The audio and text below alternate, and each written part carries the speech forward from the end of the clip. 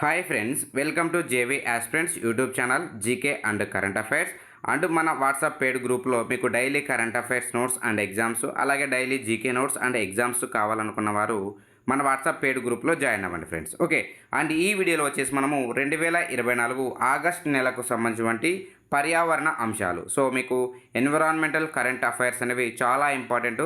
ఈ యొక్క group 1, group 2 and వివిధ ఎగ్జామ్ల్లో డెఫినెట్గా అడుగుతారు. అండ్ ఈ యొక్క పర్యావరణ అంశాలు అనేవి మనం మిగతా నెలలకు సంబంధించినటువంటి అంశాలు కూడా డిస్కస్ చేసి మన యూట్యూబ్ ఛానల్లో అప్లోడ్ చేయడం జరిగింది. సో తప్పకుండా ఆ వీడియో లింకును మీకు డిస్క్రిప్షన్ బాక్స్లో అలాగే కామెంట్ బాక్స్లో కూడా ఇవ్వడం జరిగింది. కాబట్టి ఆ యొక్క వీడియోలు కూడా మీరు తప్పకుండా చూడండి ఫ్రెండ్స్. ఓకే, సో ఈ వీడియో వచ్చేసి కేవలము 2024 ఆగస్టు నెలకు సంబంధించినటువంటి ఎన్విరాన్మెంటల్ ఇష్యూస్ పర్యావరణ అంశాలు మాత్రమే డిస్కస్ చేస్తున్నాం. ఓకే, సో ఇక టాపిక్లోకి వెళ్ళే ముందు ఒకే ఒక చిన్న రిక్వెస్ట్ ఫ్రెండ్స్. సో మన ఛానల్ని చాలామంది విజిట్ చేస్తున్నారు కానీ సబ్స్క్రైబ్ చేసుకోవట్లేదు. సో వీలైతే మీకు మన కంటెంట్ నచ్చినట్లయితే తప్పకుండా సబ్స్క్రైబ్ చేసుకోవడానికి ట్రై చేయండి ఫ్రెండ్స్. ఓకే, సో ఇక ఆలస్యం చేయకుండా టాపిక్లోకి తెలుపుదాం. ఫస్ట్ టాపిక్ వచ్చేసి సో మీకు ఎగ్జామ్లో అడుగుతారు, పెరియార్ టైగర్ రిజర్వ్ ఏ రాష్ట్రంలో ఉంది అని అడుగుతారు. సో పెరియార్ టైగర్ రిజర్వ్ అనేది మీకు కేరళ రాష్ట్రంలో ఉంటుంది. సో ఎందుకు వార్తలో నిలిచిందంటే పవర్ జనరేషన్ కోసము ఈ టైగర్ రిజర్వ్లో విండ్ టర్బైన్ లేదా వైండ్ టర్బైన్ అని పిలుస్తారు. సో ఈ యొక్క వైండ్ టర్బైన్ను ఏర్పాటు చేయడం జరిగిందనమాట. సో దేశంలో తొలిసారిగా ఒక టైగర్ రిజర్వ్లో ఇలాంటి విండ్ టర్బైన్లను ఏర్పాటు చేయడం ఇదే ఫస్ట్ టైం. సో కాబట్టి వార్తలు నిలిచింది. సో మీకు ఎగ్జామ్ పాయింట్ ఆఫ్ వ్యూ అడుగుతారు, ఇటీవలే ఏ టైగర్ రిజర్వ్లో దేశంలో తొలిసారిగా విండ్ టర్బైన్లను ఏర్పాటు చేసి వార్తలు నిలిచింది అని అంటారు. సో ఆన్సర్ వచ్చేసి Periyar tiger reserve. Periyar tiger reserve వచ్చేసి కేరళ రాష్ట్రంలో ఉంటుంది friends. Okay, next topic. So భూమి రెండవ పొర నుండి రాళ్ల నమూనాను గుర్తించడం జరిగింది శాస్త్రవేత్తలు. సో ఇలాంటివి మీకు ఇంపార్టెంట్ అనమాట. ఈ యొక్క సోషియాలజీ మీకు జాగ్రఫీలో భాగంగా కూడా అడుగుతారు, ఇది ఇంపార్టెంట్. సో చూద్దాం, వివరాలకు వెళ్దాం. భూమి రెండవ పొర అయినటువంటి భూప్రావారం నుండి, సో దాన్ని మ్యాంటల్ అని పిలుస్తారు ఇంగ్లీష్లో. ఈ యొక్క మ్యాంటల్ నుండి తొలిసారిగా రాళ్ల నమూనాలను సేకరించినట్లు బ్రిటన్లో ఉన్నటువంటి శాస్త్రవేత్తలు వెల్లడించడం జరిగింది. సో మీకు భూపటలం, భూప్రావారం, భూకేంద్ర మండలం అని మీకు భూమికి సంబంధించిన మూడు పొరలు ఉంటాయి. అందులో మొదటిది వచ్చేసి భూపటలం, భూప్రావారం రెండవది, మూడవది వచ్చేసి భూకేంద్ర మండలం. రెండవ పొర అయినటువంటి భూప్రావారంలో తొలిసారిగా ఫస్ట్ టైం ఈ యొక్క రాళ్ల నమూనాలను గుర్తించినట్లు శాస్త్రవేత్తలు, ఏ దేశ శాస్త్రవేత్తలు అంటే బ్రిటన్ శాస్త్రవేత్తలు. ఇలా డైరెక్ట్ క్వశ్చన్స్ అడతారు మీకు ఎగ్జామ్ పాయింట్ ఆఫ్ వ్యూలో. ఓకే, అట్లాంటిక్ మహాసముద్రం గర్భం నుండి ఏకంగా 1268 మీటర్ల మేర లోపలికి తవ్వి ఇలాంటి వాటిని గుర్తించడం జరిగింది. సో భూగర్భంలో ఇప్పటిదాకా అత్యంత లోతైన ప్రాంతం నుండి సేకరించినటువంటి శిలా నమూనా. సో శిలా నమూనా అంటే ఏంటంటే ఈ యొక్క రాళ్ల నమూనాలను గుర్తించడం ఇదే ఫస్ట్ టైం అనమాట భూగర్భంలో, ఈ యొక్క భూప్రావారంలో. Okay, next. సో దీన్ని సాయంతో తవ్వకాన్ని చేపట్టడం జరిగిందంటే నౌకా జోయిడిస్ అనేటువంటి రిజల్యూషన్ సాయంతో ఈ యొక్క తవ్వకాన్ని చేపట్టి ఈ యొక్క భూప్రావారంలో రాళ్ల నమూనాలను గుర్తించడం జరిగింది ఈ యొక్క బ్రిటన్ శాస్త్రవేత్తలు. Okay, next. సో ఒక ఔషధ మొక్క వార్తలో నిలిచింది. సో ఏంటంటే చూద్దాం. సో గుర్మార్ ఔషధ మొక్క ఏంటి, ఆ మొక్క పేరు గుర్మార్ ఔషధ మొక్క. సో బీహార్లో ఉన్నటువంటి గయలో ఉన్న బ్రహ్మయని పర్వతంపై ఈ యొక్క గుర్మార్ ఔషధ మొక్కనైతే గుర్తించడం జరిగింది. సో మధుమేహాన్ని తగ్గించేటువంటి లక్షణం ఈ యొక్క మొక్క. సో ఈ యొక్క గుర్మార్ ఔషధ మొక్క యొక్క ముఖ్యమైనటువంటి లక్షణం ఏంటంటే మధుమేహాన్ని నియంత్రిస్తుంది అనమాట. సో ఈ యొక్క మధుమేహ వ్యాధి చికిత్స కోసం BGR34 అనేటువంటి ఔషధ తయారీకి శాస్త్ర అలాగే పారిశ్రామిక పరిశోధన మండలి CSI scientific council of scientific industrial research వాళ్ళు ఈ యొక్క గుర్మార్ను ఉపయోగిస్తున్నారు ప్రజెంట్. ఓకే, సో ఏ ఔషధం మొక్క అంటే ఇది మధుమేహాన్ని, ఏ వ్యాధి కంటే మధుమేహ వ్యాధికి ఉపయోగపడుతుంది గుర్మార్ ఔషధ మొక్క. సో ఈ యొక్క మొక్కల్లో ఏముంటుందంటే జిమ్నెమిక్ యాసిడ్ ఉంటుంది. Okay, next topic. సో దేశంలో 3వ అతిపెద్ద టైగర్ రిజర్వ్ వార్తలో నిలిచింది. సో ఛత్తీస్గఢ్ రాష్ట్ర క్యాబినెట్ ఏం చేస్తుందంటే గురు ఘాసిదాస్ నేషనల్ పార్క్, మీకు ఎగ్జామ్లో అడుగుతారు, గురు ఘాసిదాస్ నేషనల్ పార్క్ ఏ రాష్ట్రంలో ఉంది అంటే ఛత్తీస్గఢ్ రాష్ట్రము. అలాగే తామోర్ పింగ్లా వన్యప్రాణుల సంరక్షణ కేంద్రం ఏ రాష్ట్రంలో ఉంది అని అడుగుతారు. సో ఇది కూడా ఛత్తీస్గఢ్ రాష్ట్రంలో ఉంటుంది. అయితే ఈ యొక్క గురు ఘాసిదాస్ నేషనల్ పార్కు అలాగే తామోర్ పింగ్లా వన్యప్రాణుల సంరక్షణ కేంద్రం ఈ రెండింటిని కూడా మిక్స్ చేస్తున్నారు. ఈ రెండింటిని మిక్స్ చేసి కూడా ఒక కొత్త టైగర్ రిజర్వ్గా ఏర్పాటు చేయడానికి ఆ రాష్ట్ర క్యాబినెట్ అయితే ఆమోదం తెలిపింది. సో ఈ రెండింటిని ఏర్పాటు చేసిన తర్వాత, ఈ రెండింటిని కలిపిన తరువాత దేశంలో ఇది 3వ అతిపెద్ద టైగర్ రిజర్వ్ అవుతుంది. సో దీనికి ఇంకా కేంద్ర క్యాబినెట్ అలాగే కేంద్ర పర్యావరణ శాఖ వివిధ సంస్థలు అయితే ఇంతవరకు ఎనీ అఫీషియల్ ఇన్ఫర్మేషన్ అయితే ఇవ్వలేదు. అయితే ప్రజెంట్ ఛత్తీస్గఢ్ రాష్ట్ర క్యాబినెట్ మాత్రమే ఆమోదం తెలిపింది, అందుకనే వార్తలు నిలిచింది. సో దీనికి సంబంధించి ఇంకా సెంట్రల్ నుంచి ఏమైనా అప్రూవల్ వస్తే మాత్రం మళ్ళీ వార్తలు నిలుస్తుంది, అప్పుడు పూర్తిగా డిస్కస్ చేద్దాం. ఓకే, సో దానికంటే ముందు దేశంలో అతిపెద్ద టైగర్ రిజర్వ్ ఎక్కడ ఉందంటే మీకు తెలిసిన విషయమే, నాగార్జున సాగర్ శ్రీశైలం టైగర్ రిజర్వు దేశంలో అతిపెద్ద టైగర్ రిజర్వు. సో ఈ యొక్క నాగార్జున సాగర్ శ్రీశైలం టైగర్ రిజర్వ్ వచ్చేసి 3296 చదరపు కిలోమీటర్ల విస్తీర్ణంలో ఉంటుంది.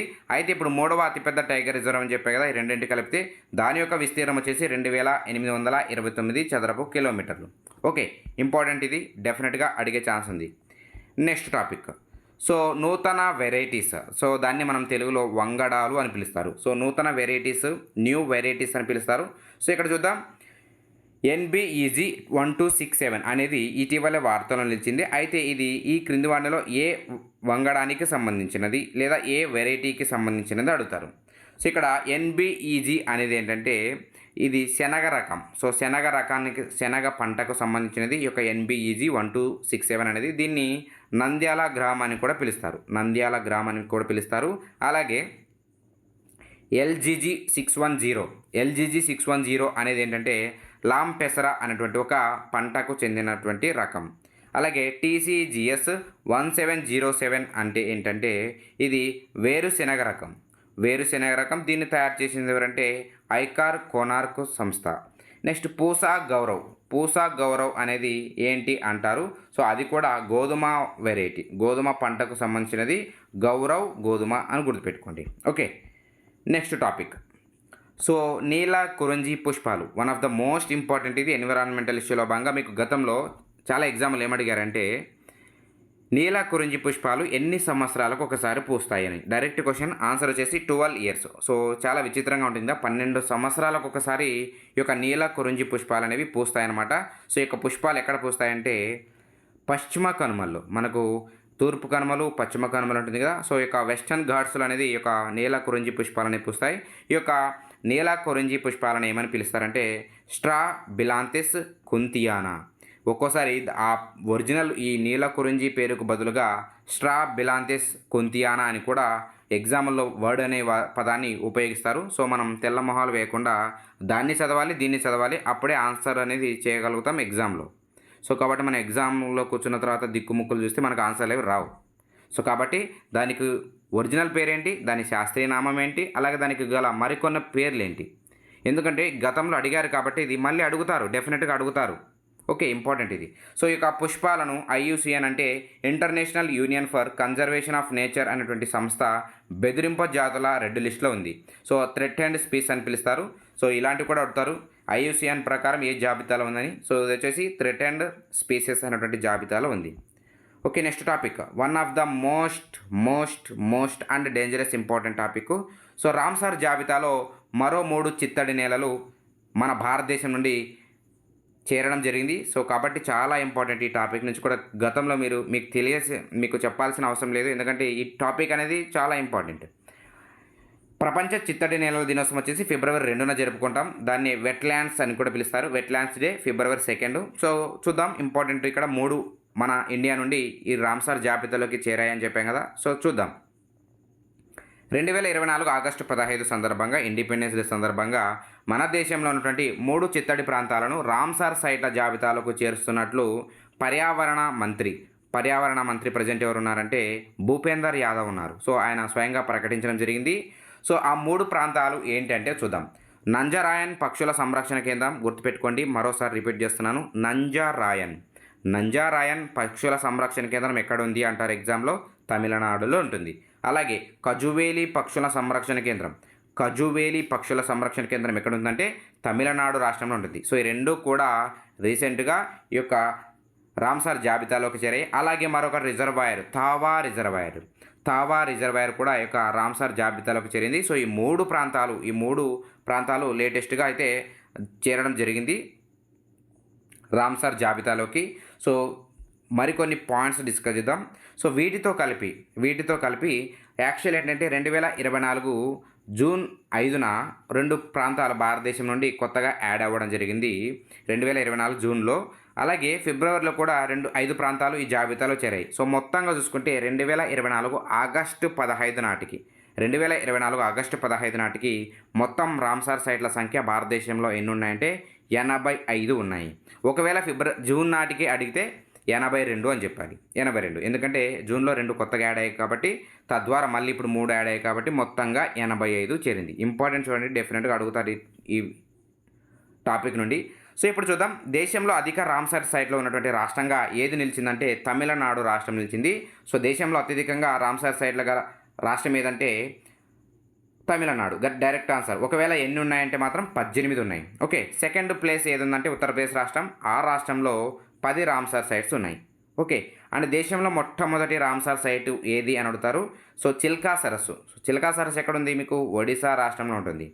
నెక్స్ట్, రామ్సార్ సైట్లో భారతదేశం ఏ సంవత్సరంలో చేరింది అని అడుగుతాడు. 1982లో చేరింది. సో రామ్సార్ చట్టం ఏ సంవత్సరంలో వచ్చిందంటే 1971లో వచ్చింది. ఓకే, సో ఇవన్నీ కూడా ఇంపార్టెంట్. సో ఎన్విరాన్మెంటల్ ఇష్యూలో భాగంగా ఎప్పుడైనా సరే మీకు ఈ యొక్క రామ్సార్ గురించి వార్తలో నిలిస్తే డెఫినెట్గా ఇంపార్టెంట్, ఇది అడుగుతారు ఎగ్జామ్లో. ఓకే, నెక్స్ట్ టాపిక్ చూద్దాం. సో ఒడిశా రాష్ట్రంలో 13 జతల కాళ్ళ కొత్త ఉభయచర జీవిని కనుక్కోవడం జరిగింది. సో ఇది కూడా ఇంపార్టెంట్. ఇలాంటివి నూతన జంతువులు అనేటువంటి అంశంలో ఇది నూతన మొక్కలు లేదా నూతన జంతువులు ఇలాంటివి మీకు ఎగ్జామ్ పాయింట్ ఆఫ్ వ్యూ అడుగుతూ ఉంటారు. సో ఒడిశాలో ఉన్నటువంటి బ్రహ్మపుర యూనివర్సిటీ, సో దాన్ని బంజా విహార్ అని కూడా పిలుస్తారు. బ్రహ్మపుర యూనివర్సిటీ సాగర అధ్యయన విభాగం పరిశోధకులు ఒక కొత్త ఉభయచర జీవిని కనుక్కున్నారు. దానికి 13 జతల కాళ్ళు ఉన్నాయంట. సో 2023లో గంజాం జిల్లా రంభ పరిధిలో ఉన్నటువంటి చిల్కా సరస్సులో, ఇందాకే డిస్కస్ చేసాం కదా, చిల్కా సరస్సు ఒడిశా రాష్ట్రానికి సంబంధించినది. సో ఈ యొక్క ఒడిశా రాష్ట్రానికి సంబంధించిన చిల్కా సరస్సు దేశంలో తొలి రామ్సార్ సైట్. ఓకే, సో ఇక చిలకా సరస్సులో గుర్తించినటువంటి ఈ జీవిని ఏమని పిలుస్తారంటే, ఏమని వర్గీకరించారంటే యాంఫీపాడ్గా గుర్తించారు ఈ 13 జతల కాళ్ళ కొత్త ఉభయచర జీవిని. సో ఈ జీవి 13 మిల్లీమీటర్ల పొడవుతో, సో ఈజీగా గుర్తుపెట్టుకోవచ్చు. సో 13 జతల కాళ్ళు ఉన్నాయని చెప్పాము, సరే దాని పొడవు ఎంత అంటారు. సో 13 కాబట్టి 13 మిల్లీమీటర్లు అని గుర్తుపెట్టుకోండి. ఓకే, సో ఇది వచ్చేసి ఈ యొక్క యాంఫీపాడ్ వర్గానికి చెందినటువంటి ఈ యొక్క ఉభయచర జీవి విషపూరితమైనటువంటి జంతువు అనేది కాదు. Okay, next topic. So bald eagle one of the most important ఇది, ఎందుకంటే అమెరికా జాతీయ పక్షిగా ప్రకటించడం జరిగింది ఈ యొక్క బాల్డ్ ఈగల్ను.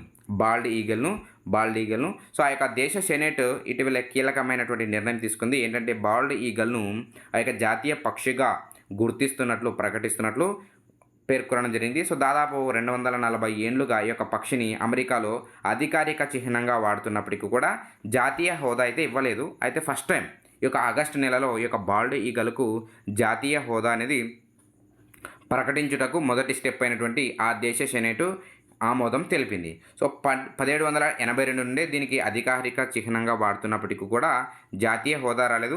1940లో వీటి వేటపై నిషేధించడం జరిగింది ఆ యొక్క దేశంలో బాల్డ్ ఈగల్లో. సో దీని యొక్క శాస్త్రీయ నామం వచ్చేసి లిన్నాయస్ హలేటస్ ల్యూకోసెఫలస్ అని కూడా పిలుస్తారు. సో లిన్నాయస్ అనుకుంటారు, Haliaeetus leucocephalus. Okay, next topic. So చిన్న నదుల పునరుజ్జీవానికి, సో ఈ యొక్క రివర్స్కు సంబంధించినది, ఇది మీకు జియోగ్రఫీలో కూడా అడుగుతారు. సో చూద్దాం, వివరాలకు వెళ్దాం. వినూత్న సుస్థిర విధానాలతో చిన్న నదులను పునరుజ్జీవింపజేయడమే లక్ష్యంగా ఐఐటి బిహెచ్యు, సో దాన్ని ఐఐటి బెనారస్ హిందూ యూనివర్సిటీ లేదా వారణాసి యూనివర్సిటీ కూడా పిలుస్తారు. ఇంపార్టెంట్ ఇది, ఇలాంటివి మారు పేర్లు అనమాట. యాక్చువల్లీ ఐఐటి బిహెచ్యు ఉన్నదన్న విషయం చాలామందికి తెలియదు. సో ఐఐటి బిహెచ్యు అంటే దాదాపుగా IIT Madras, IIT Delhi, IIT Bhubaneswar, IIT Kharagpur ఇలాంటివి వింటూ ఉంటారు. బట్ చాలా రేరుగా ఐఐటి బిహెచ్యు వార్తలు నిలుస్తుంటుంది. సో బిహెచ్యు అంటే ఏం లేదు, బెనారస్ హిందూ యూనివర్సిటీ. ఒకవేళ బెనారస్ అనే పదం వాడకపోతే వారణాసి అనే పదాన్ని కూడా యూజ్ చేస్తారు. ఓకే, ఈ యొక్క ఐఐటి బిహెచ్యు పరిశోధకులు ఎస్ఎల్సిఆర్ ఫుల్ ఫామ్ గుర్తుపెట్టుకోండి, smart laboratory on clean rivers, స్వచ్ఛ నదులపై స్మార్ట్ ప్రయోగశాలను అభివృద్ధి చేసినట్లు కేంద్ర జలశక్తి శాఖ వెల్లడించడం జరిగింది. సో ఇక్కడ కేంద్రము ఇన్వాల్వ్ అయింది, అలాగే ఐఐటి కూడా ఇన్వాల్వ్ అయింది. కాబట్టి చూడండి, మీకు చెప్పాల్సిన అవసరం లేదు, one of the most important అని అర్థం. ఓకే.